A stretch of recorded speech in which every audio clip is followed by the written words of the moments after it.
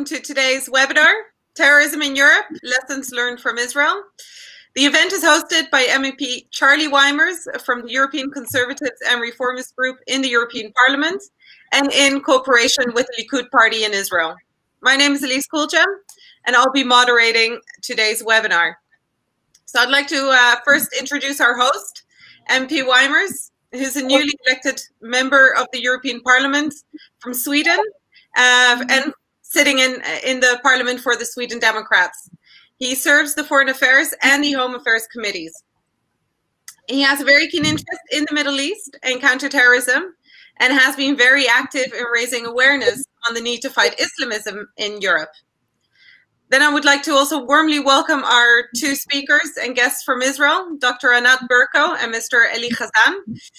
Dr. Anat Berko is a counterterrorism expert and former member of the Knesset. She holds a PhD in criminology from Bar-Ilan University and has published books and numerous articles on terrorism and counterterrorism. Then our second speaker, Mr. Eli Hazan, is the Foreign Affairs Director of the Likud Party in Israel, and has previously served as an advisor to the Minister of Education. He has also been very active in bringing conservative Israel and Europe closer together. So again, a very warm welcome to everyone, and also to our viewers. And to our viewers, if there are any questions they would like to pose to our experts, then please share them in the comments below of this live stream. And if time allows at the end, we will definitely choose a few to post to our experts. So now, before I hand over the floor to our speakers from Israel, I would first like to turn to our host, MP Weimers, for his introductory remarks. So please, Charlie, you have the floor. Thank you very much, Elise. Firstly, I would like to warmly welcome today's guests, Anat Berko and Eli Hazan, and I look forward to an interesting discussion on this very important topic. In recent years, it has been very concerning to see the rise of the terrorist threat in Europe. From the outset, I think it is important to focus on several aspects of terrorism and counterterrorism during our discussion today. First, I'd be interested in learning more about the root causes of terrorism. One has to be able to understand or better grasp the disease before one can find the cure or the medicine to fight it. What drives these men and women to be susceptible to terrorist ideology and go out committing the most gruesome, violent acts? For many years, there has been a great dissonance in Europe about the root causes of terrorism. Many on the left believe that it's because of inequality, exclusion, and unemployment. While these factors definitely may contribute to terrorism, susceptibility, and recruitment, there is vast evidence in counterterrorism studies that mere socioeconomic circumstances are insufficient in explaining why some turn to terrorism. The left-wing understanding of it just doesn't hold up when we look at some facts. Osama bin Laden came from a very rich family in Saudi Arabia. Many European foreign fighters who left for Syria and Iraq did not come from deprived neighborhoods, and many held college degrees. So in light of this, I'd like to hear from our speakers what their views are. Secondly, I'd be interested in knowing what are some of Israel's experiences in fighting non-violent extremism. In Europe, there are several Muslim Brotherhood-affiliated organizations which enjoy legitimacy both on a member state and at a EU level. At the same time, there has been growing public debate on government support and funding to such organizations. For example, in my home country, Sweden, the city of Malmö terminated its partnership with the Arab Book Fair after it became known that the fair featured and promoted anti-Semitic texts. Experts have consistently warned that the Muslim Brotherhood's polarizing ideology promotes a radical, politicized Islam, pits an imagined we, Muslims, against an imagined them, non-Muslims, and therefore actively hinders the integration process of Muslim communities. Moreover, these organizations also have an ability to extort large amounts of funding in support of terrorism. Therefore, building on the Israeli experience, I'd be very interested in hearing from our experts what they think Europe and the EU should do in fighting non-violent extremism. Thirdly, it's been 5 years since we experienced the awful attacks committed and coordinated by ISIS in Paris, when 3 suicide bombers blew themselves up outside the Stade de France and 6 others fired on crowded cafes and restaurants, killing nearly 150 people and injuring hundreds others. I'd be interested in hearing the experts' views on the recent terror attacks in Vienna and France. May we see a resurgence of ISIS terror attacks in Europe? And to what degree are they coordinated or lone wolf attacks? It must be stated that Europe owes much of its security to Israel. The Jewish state has contributed immensely by sharing intelligence information with Europe about European foreign fighters in Syria and Iraq. This cooperation has been instrumental in safeguarding Europe's security and counter-terrorism efforts. Europe also has a very strong security cooperation with the US. In recent years, the Trump administration has greatly lobbied member states to designate Hezbollah as a terror organization in its entirety. This year, Germany, the Czech Republic, Slovenia, and the 3 Baltic states have done so. Sweden is yet to do so. While Sunni Islamist groups have been responsible for the most gruesome and deadly terror attacks in Europe, terror activities committed by Shia Islamist organizations, such as Hezbollah and, of course, Iran, cannot be overlooked. How do the experts foresee the EU's future in its fight against Islamism? Building on its own experience, what would some concrete advice from Israel to Europe be? I look forward to a fruitful discussion and the contribution from our speakers.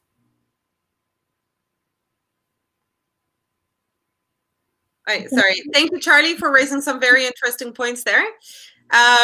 So let me move to Dr. Anat Berko, our expert, and has conducted vast amounts of research on the topic. So, Dr. Berko, what are some of your first thoughts on today's topic, and maybe answering some of the points that Charlie has raised in his speech? Thank you for having me. It's a great honor to be part of this webinar. I would like to give you a little bit background, because I think that what is necessary for Europe is to understand who is the enemy and identify the enemy. In my background, I served in the army many years, and 20 years I conducted research face-to-face with terrorists, sitting in prison and as a criminologist, and understand the motivation, the character, and the background of those people. We need to distinguish between criminals and terrorists. Sometimes you find criminals who turn to be terrorists, but on the high level, you find a terrorist with attitude as like a splitting inside them, that one side have normative life, but on the other side, they dehumanize, delegitimize their enemy. And we see that all over. My experience is with the Palestinian terrorists, security prisoners in the Israeli jail. But the same thing, I had the opportunity to even to interview a PKK, a Turkish terrorist, and the same thing, you see how the chief perpetrators isolate them and actually bring them to another surrogate family to be able to control those people. I think that what Charlie said is extremely right, because Bin Laden was not a poor guy, and all the terrorists who carry out September 11 came from a very well-educated and wealthy, or let's say mid-class and upper mid-class families. So the problem was not, and a lot of them were at the Hamburg cell in Germany, in the mosque. They met together in the mosque. So we see when you are speaking about non-violent groups that deal with incitement and influence in a way that actually words can kill and works against Christians in Europe. If it's time to mention that you have so many terror attacks on Europe's soil. I just before this webinar read all the attacks just to remember. People beheaded, the last beheading in Nice, and the teacher in the Paris area, they just want to speak about freedom of speech, and he beheaded because he actually speak about freedom of speech. So there is no freedom of speech, not in Europe, not in America, and there is no academic freedom of speech. I must say that even as, you know, as a PhD doctor that came from the academia to give lectures on campuses before I was a Knesset member. You cannot deliver a lecture if the subject is not like politically correct. So let's start with this politically correctness. The torture the truth. We feel like you cannot open everything like you should in democracy. And to say whatever you want, and to criticize, and to be able to have dialogue. No, you need to be on the side that choose the right words and are not from the right. And this is a problem, and I think that this is endanger our societies. And, you know, Europe, you're speaking about terror attacks in Germany, in Spain, in Austria, everywhere actually, Britain, Great Britain, everywhere, terror attacks, people beheaded in the streets in Europe's soil. It wasn't in Israel, right? So from our experience, and I'm speaking not just as a researcher, as a scholar, I'm speaking also from my experience on counter-terrorism. We need to be able to share intelligence. We need to be able to cope. And Charlie said, Israel saves life, European life. And Charlie knows that. But I don't think that we see the same thing from the other side of Europe, voting for Israel to be able to combat terrorism, the only democracy on the Middle East. And I'm saying that that we have right now, people think that Daesh, ISIS, the Sunnah big organization need a territory. No, you have like so many terror attacks on a daily basis of ISIS, Daesh, not just in Syria. In Syria, Indonesia, there was a Christian village right now that was attacked by ISIS. Africa and European cells, you have so many sleeping cells of ISIS in Europe, and we saw the last attacks in Europe, and for sure Iraq, Syria. So when we are talking about those terror organizations, the Islamists, and we need to distinguish between Islam and Islamists, because the first victims of those terrorists are the Muslims themselves. Actually, they killed more Muslims than any other religion. And we see what they are doing in how they ruin states. But Daesh, ISIS, it's an idea, it's ideology. it is not just a matter of territory. So, and now we see less territory in Syria, but you find them in Iraq because it's a mutation of Al-Qaeda, you have Jabhat al-Nusra, the Ikhwan al-Muslimin, Muslim Brotherhood, who are illegitimate in the Emirates, in Saudi Arabia, in Egypt, but in Europe and also in Israel, we have also Knesset members from the Islamic movement.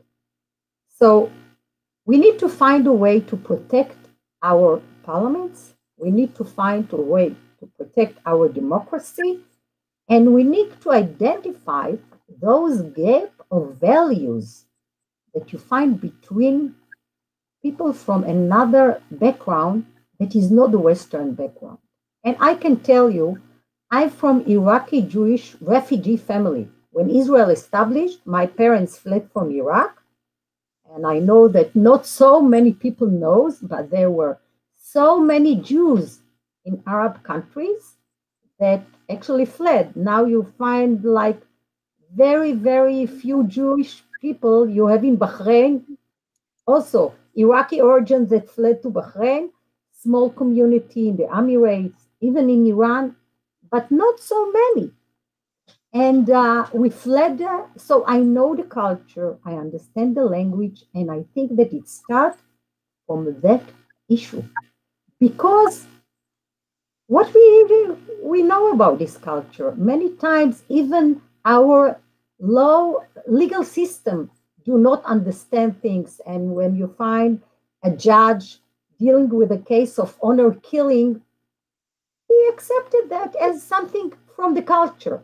No, we shouldn't accept it on our soil, because if you're a democracy, you need to go not according to the Sharia law, but according your legislation, according your law. So to follow your law.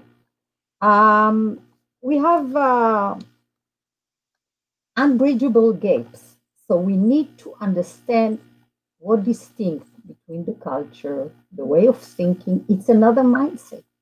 Things that for us are very obvious, not obvious for them. I would like to read for you.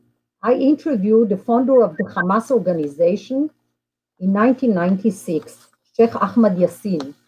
He was like bin Laden for the Israelis, and actually Israel conducted a target killing, and he is not alive anymore.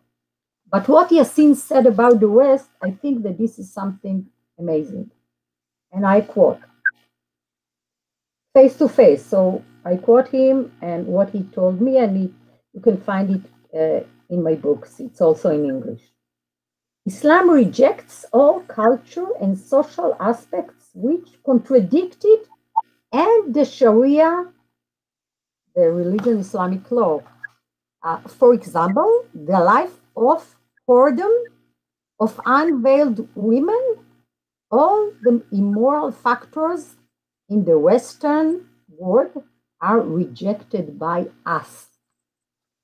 So you can see that we treat children in another way, and now you can find even terrorists, minors, that we need to deal with them, because what can you do if you have a child as a suicide bomber or as a human shield?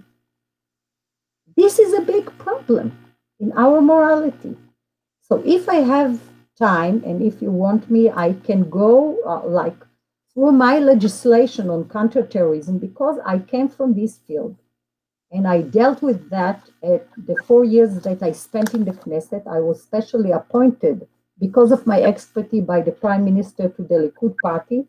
I was not a politician before that. I just served 4 years, a lot of legislation related to counterterrorism, but I'll pick few of them for you. That I also was the head of the delegation of the OSCE in Vienna. And I can tell you that 4 years I was there. Just after 1 year that I begged, please have a committee dealing on counterterrorism. You need that. Just after this wave of terrorism in Europe's soil, they said, okay, we'll do that. We must do that. So this is the problem, that even an organization, European organizations that deal with security related to Europe, they didn't have on their agenda to have a counterterrorism committee. It's amazing. So I would like to go through my legislation. Is it okay? No, thank you very much. I mean, I was thinking maybe you can, one of the later questions was to pose some of your views on best practices. So maybe we could raise it there. Okay. And then I would like to just turn to Eli for a question before we go into deeper, really about terrorism and how we should fight it. I would like to go back to one of Charlie's points is, you know, what are some of the root causes of terrorism? What would you say to some of the European politicians or people here that believe we can fight terrorism just if we had more inclusive, equal societies and lower unemployment rates? What are your well, it is true to some extent, but before that, I want to thank MEP Weimers. I want to thank you, Elise, and I want to thank Dr. Berko. For us, it is very important to create this cooperation, not only with Charlie. Charlie is very important for us, but between Likud and ECR, and we are looking forward into more cooperation in the future between Israelis and Europeans. Now, Elise, regarding your question, it is true to some extent. I mean, in the end, look at the suicide boomers from 9/11. They had job, they were wealthy men, but nevertheless, they decided to do it. So you have to distinguish between two different groups. One, it comes from a simple hatred. They hate us because we have a different religion, we have a different values, we have a different point of views, and we have, in general, we are different one from each other, and they are not inclusive themselves, and therefore they're acting in the same way. This is one thing. The second thing, there is a kind of a competition, and you know, you can read it a lot. You can read about it a lot. There is a kind of competition between those who see that representing Islam. They lost to the Westerns, to the Europeans, and now they want a kind of a revenge. It's not only that, but this is one of the reasons. Now, yes, on one hand, I truly believe we should be inclusive, but again, to some extent, and I want to give the example, Dr. Anat Berko already has spoken about it. In Israel, we have the Islamic movement. Now, we are making a big division between two groups. They have two branches, one the northern one, and the other is the southern one. Northern branch and southern branch. In 2015, we outlawed the northern branch of the Islamic movement. Why? Because they behaved in a criminal way. On the other hand, we have the southern branch of the Islamic movement, and from time to time, we are cooperating with them. Why? Because they are looking for this inclusiveness. It doesn't mean that we agree about everything, and I want to give an actual example. One of them, of the MKs of the Arab Joint List, it has become more inclusive right now. And let me explain what is the Arab Joint List in Israel. This is a faction comprised of 4 different Arab parties. One of the parties is Arab Jewish, but Arab parties in general. The majority of this faction, those MKs of this faction, they are supporting terrorism in any case. Now, with some of them, we have a cooperation to some extent. Some of them decided to put, supporting terrorism and nationalism aside, and we started to cooperate with them. Now, there are 2 different ways to deal with it. On one hand, to be very decisive, to fight against terrorism without any tolerance. On the other hand, to give more budget, to trying to create a dialogue with some forces inside those groups of Islamists. Now, another thing that I want to refer to, and I'm saying that as a friend of Europeans, going into a political correctness, it's a disaster. Why? Because let's say it, and that is the truth. There is a terror. The majority of the terrorists are Muslims. Not all the Muslims are terrorists, of course. But as Dr. Berko already said, the big majority of the victims of these groups are Muslims. So therefore, we are in the same side. And by defining the problem as it is, without any hiding any definition, that is a good starter. Okay, thank you very much, Eli, and thank you for some of very insightful contribution. Then I would like to go back maybe to Dr. Berko on really, when we talk about the Muslim Brotherhood in Europe, sometimes they always say it's easier to have legislation against those groups that are violent. So it's easier to ban them and put them on the blacklist. But what about these organizations that are non-violent extremist groups? Such as several of these Muslim Brotherhood organizations that we have in Europe and their affiliates. What would you say are some of the lessons learned from Israel, and how could we then approach this with legislation? Actually, to examine if there is incitement in the mosque, if there is recruitment in the mosque for terrorism.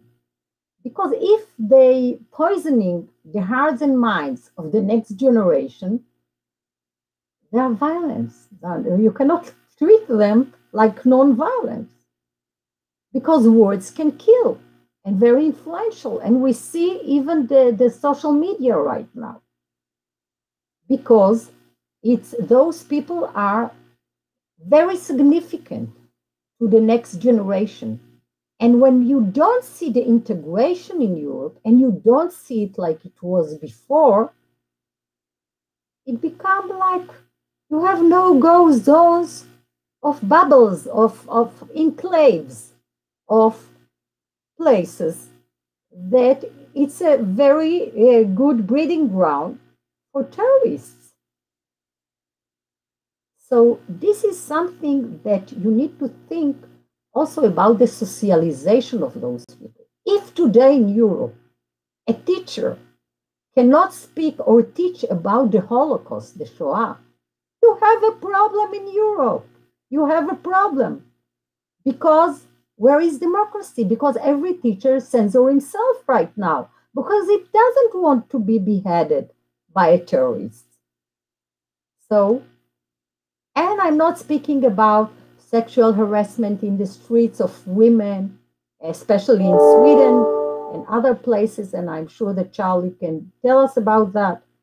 So you have so many things that are coming from another culture, because if the perception that women in the West are cheap and loose and you can abuse them, it's not a problem, but not, I interviewed a terrorist at the age of 18 from the Ta'amra tribe in Bethlehem.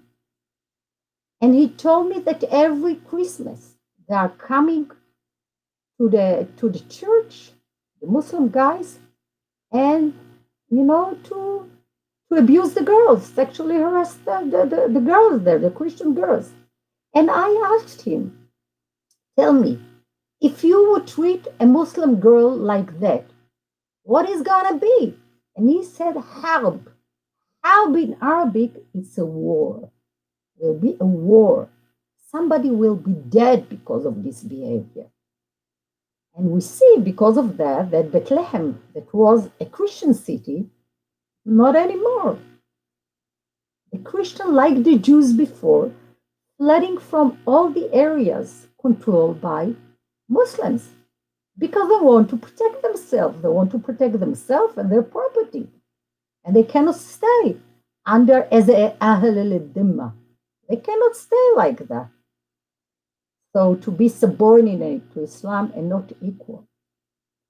And many times you will see that terrorists, when he ramming over with the car, running over with a car or stabbing or beheading, they shouting Allahu Akbar. Allahu Akbar. Allah is the greatest. And sometimes you will see even suicide bombers, they are smiling before they blow themselves up. Why that? Because they have the feeling that they can decide who will live and who will die.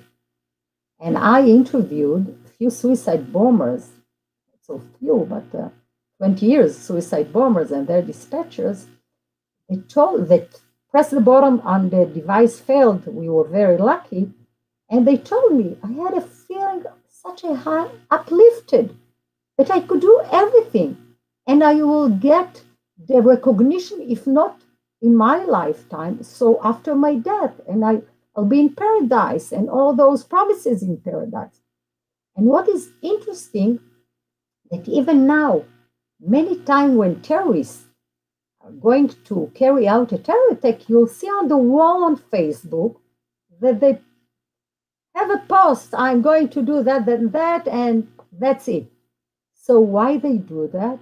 Because they need the recognition, if not in their lifetime, so after their death.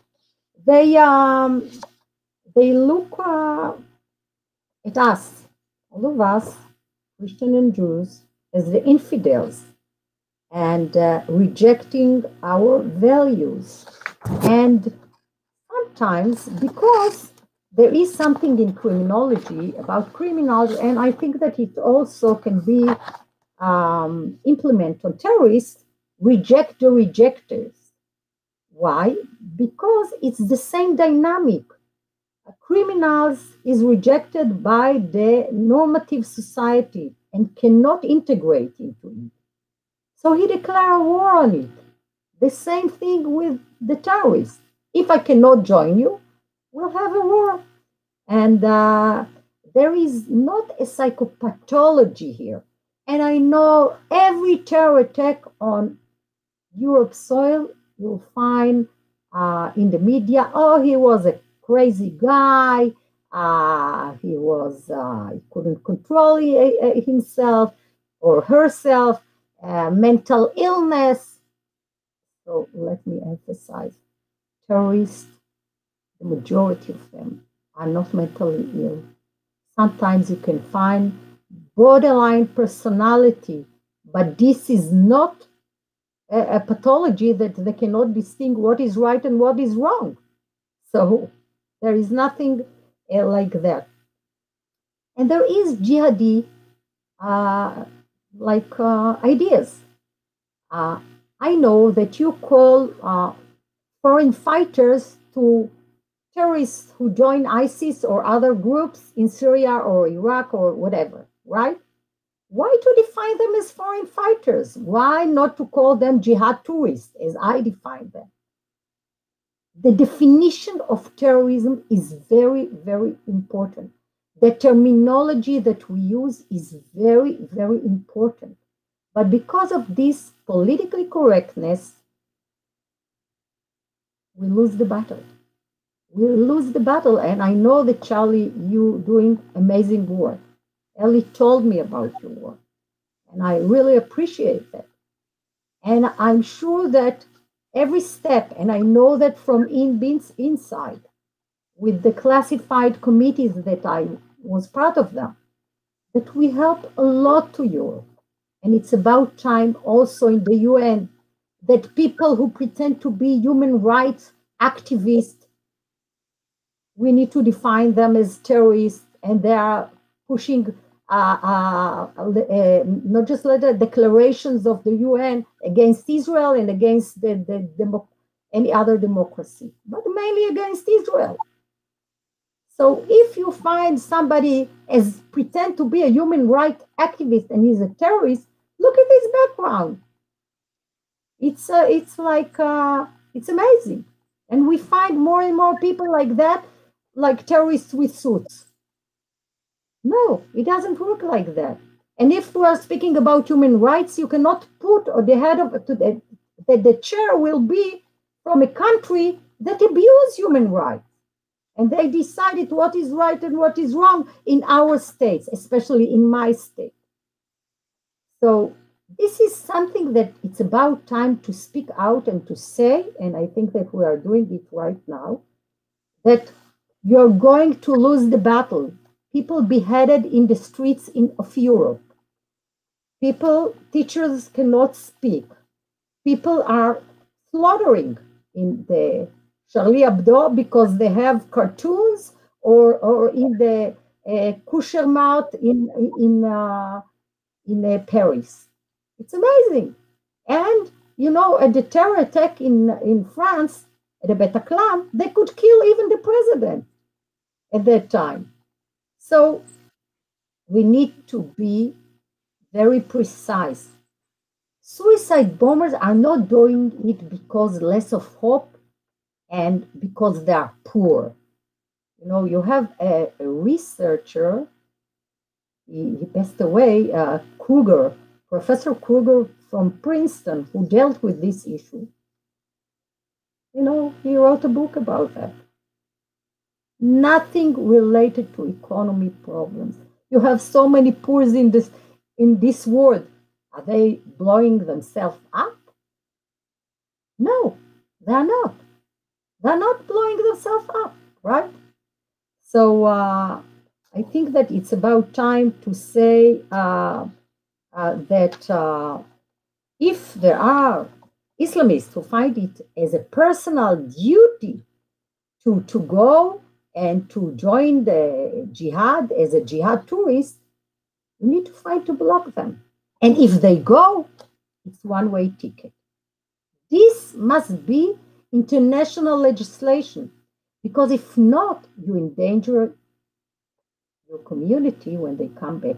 And I'm saying that also about Israel, because we had 100 Israeli Arabs, something like that. They joined ISIS in Syria.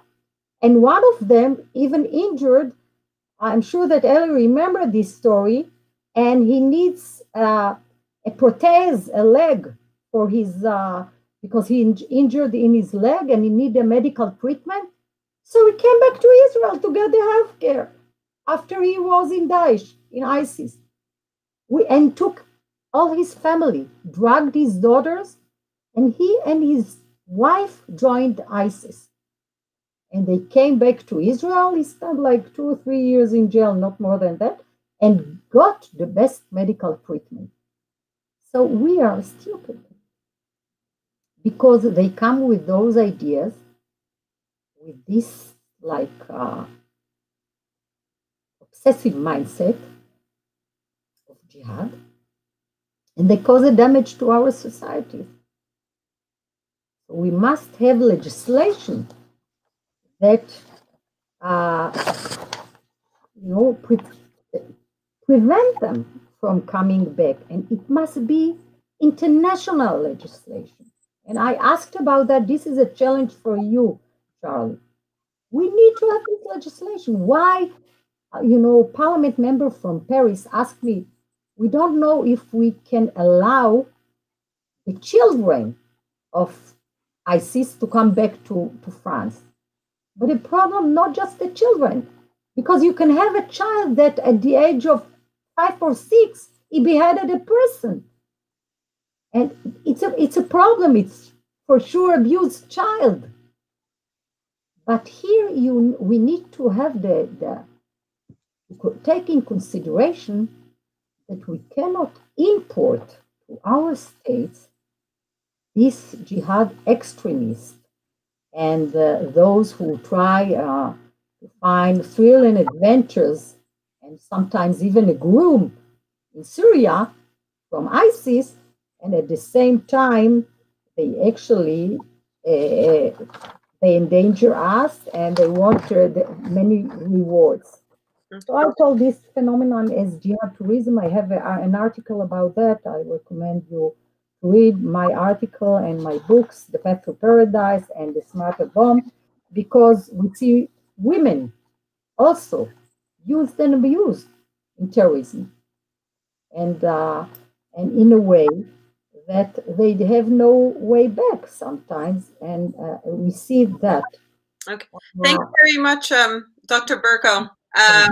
You're raising very interesting points here, and I would definitely say it's, as we speak, there are many discussions within different member states about actually people bringing them back to Europe, especially the women and the children. It's happening, and it's a vibrant discussion in several member states at the moment, actually. And I think it's a very interesting, to coin it, jihad tourism or terrorist tourism. That is something I haven't heard before, but very important. That definitely sticks. Yeah, definition. And you know that there is no any agreement about the definition of terrorism in the international arena. Right. And that is something that we still need to work on as well. I would actually, switch the angle a little bit when we're talking about also the let's say, foreign fighters or jihadi tourism, to also look at foreign interference in Europe. When we also talk about several of these groups, especially the non-violent extremist groups in Europe, we cannot overlook foreign funding from Turkey, from Qatar, or from other countries. And so I would like to turn perhaps this time to Eli. What do you think, should Europe do in cutting off such sources of foreign funding from abroad? And what are some of the best practices you could share from Israel? So I can tell you what we did when we banned or outlawed Islamic groups. First of all, we freeze the bank accounts. That is an essential because money is the most important tool to promote terrorism.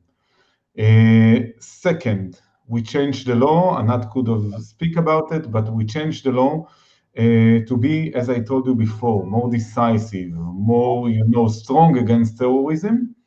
The third thing is to explain. I tell you what, in Israel, this is a different situation. We have groups who support terrorism. And the most important thing is to create support for your steps. It is crucially important.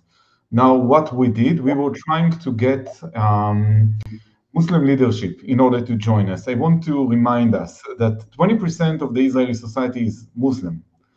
Most of the Muslims in Israel are very loyal to the state. They are not Zionists. I do not expect them to be Zionists, but they are loyal to the state. On the other hand, there are some forces inside the Muslim society who support terrorism. As I explained already, the Arab Joint List, those MKs from the Arab Joint List. So if I would allow, I would say that in the end, it's freezing the money, to change the law, to be more strong against those groups. Don't surrender. Enforcement. There is a lot of criticism against the police in Israel, against the army, but in the end, we cannot compromise because this is the only way that you can, defeat terrorism.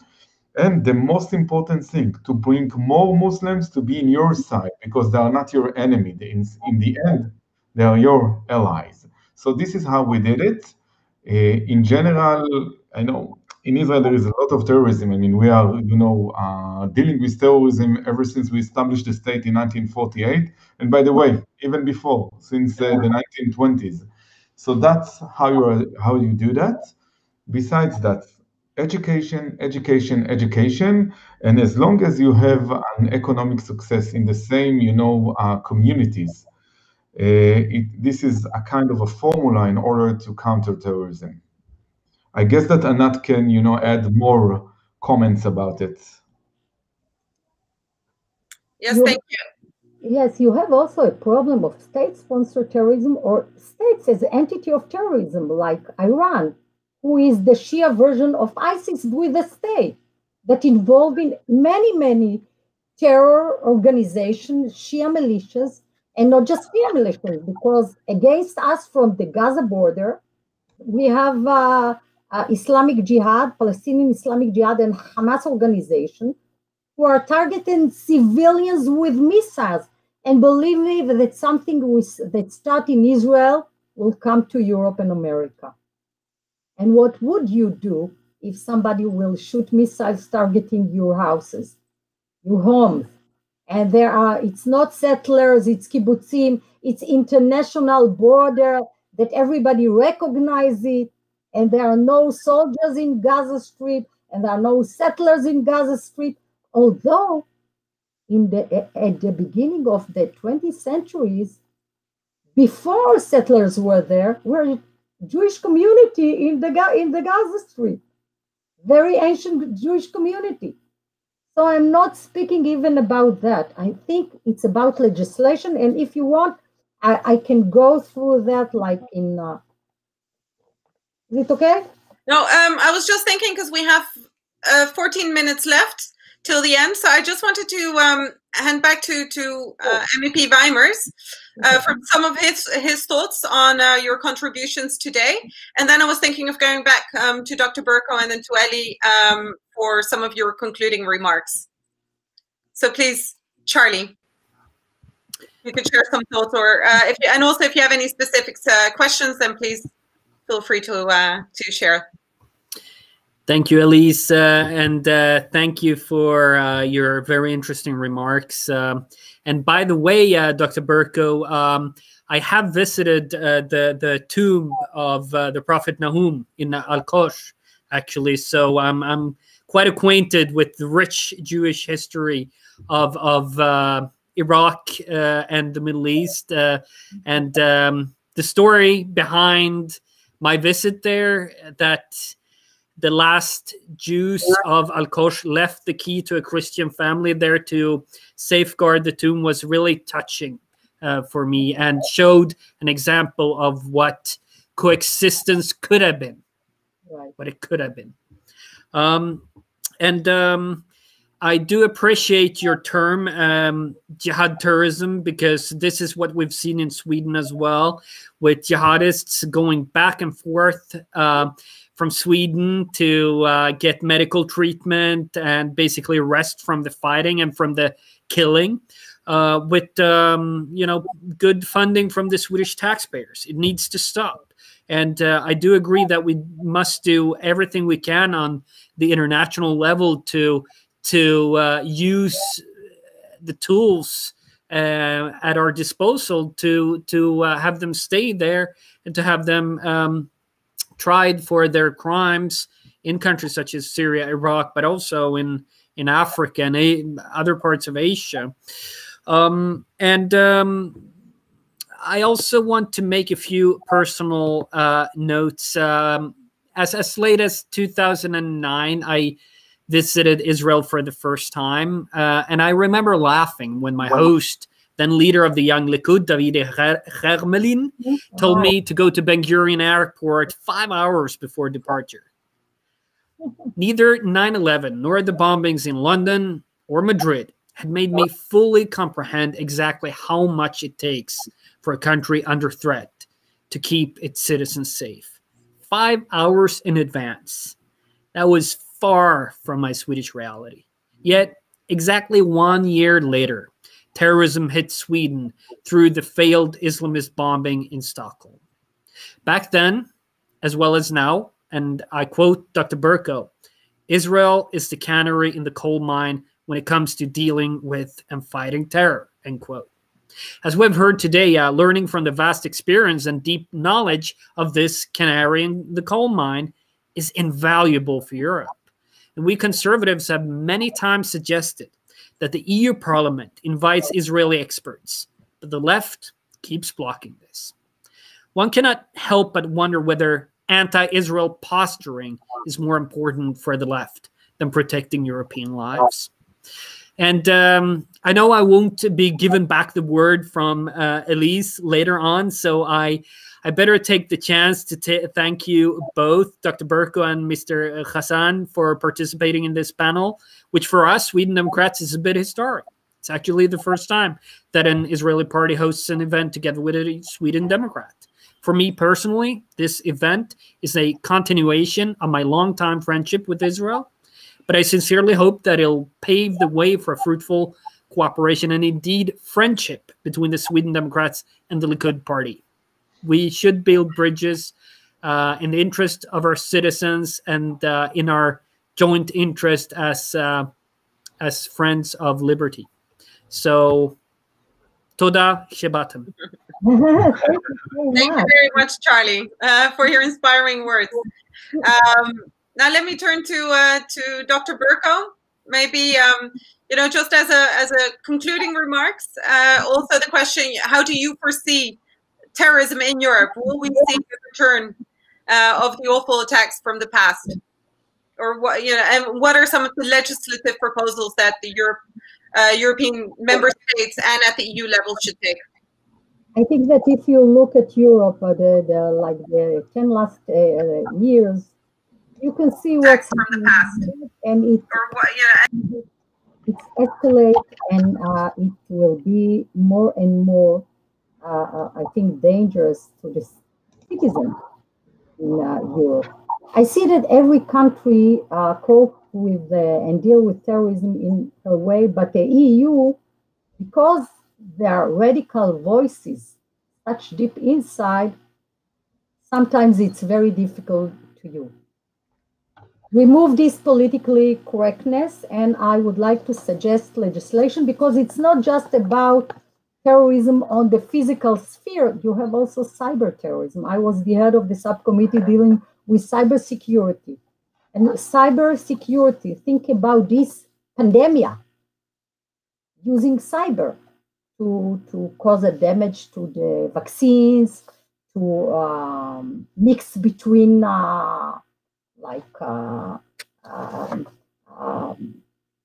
material in the laboratories, and it could be many things. And in hospitals, there was cyber attacks on hospitals in Britain, and we know that. And they could be on critical infrastructure. So think also about the cyber sphere. So I would like to suggest just a few legislation very shortly about preventing the election to the Knesset of convicted terrorists, to the parliament, because we are a democratic country. In a democracy, the right to vote and to be elected is a basic right. However, this right does not trump the right of the people to a parliament that protects their security and does not allow identification with its enemies. More than once in the state of Israel, there were Arab MKs, and Eli spoke about that, who acted against the state from within the Knesset with action like infiltrating cellular phones to the most secure prison to terrorists. There was a Knesset member who did that. Or using information and giving targets to the Hezbollah. Another terrorist did that. And he was a Knesset member, and he fled to Qatar because he needs to be indicted in Israel. Recognize of results of military courts proceedings in a civil court for tort claims, because sometimes if there is distinction between the military court and civil court, you cannot take all the evidence and to move it from side to side. And sometimes because you have homeland security issues and classified material, you don't want to open it in a civil court. Minors in terror, we spoke about that. In the Western view, a minor needs protection. But what do you do with a minor child who committed a terrorist crime? According to my law, between the age of 12 and 14, the child will stay in a locked home. And at the age of 14, his danger to society will be reassessed. So there are things, or special record for terrorists, not like the ordinary criminal record, but a special record that will be very good for policemen to identify when they stop them. Here, we have a problem with this guy, even just when he gave him a ticket or something like that. And no parole for terrorists, because there is no rehabilitation. There is no remorse. So I actually had legislation that passed, I'm speaking about legislation that passed, that wouldn't be parole committees for terrorists. They wouldn't be able to get that. And international legislation, one-way ticket. You want to go join ISIS? No way back. No medical care on our taxpayer money. No, nothing. And even your citizenship would be taken from you. And this is, I think, we must do it, and we must do it together, and we must cooperate as democracies to be able to protect our democracies. And more, I think, attitude like you, Charlie, from the EU Parliament, Israel is necessary. And we are helpful, and we are very helpful, and we save lives on Europe's soil, and you know that. Thank you for having me. Thank you, Dr. Berko.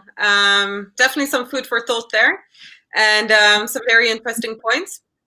Now let me turn for some concluding remarks to Eli. Thank you. Please yes, I'm going to be very short. If I have to conclude, I would give one headline. Europeans, you are our brothers and friends. Please change the attitude. If you would change the attitude, you will get results. We know that as an Israelis. And to you, Charlie, I'm saying thank you very much. You are like a pioneer for us in the work that you are doing in the European Parliament. Thank you. I hope we would have more cooperation. Elise, I would like to thank you as well. And of course, Dr. Berko is a specialist, one of the best in Israel, that came here. And thank you very much again to all of you. Thank you very much, Eli. So now we've come to the end of the webinar. I'd like to thank all our speakers for their time and their excellent contributions. Of course, MEP Weimers for hosting this timely discussion. And of course, the Likud Party for wonderful cooperation.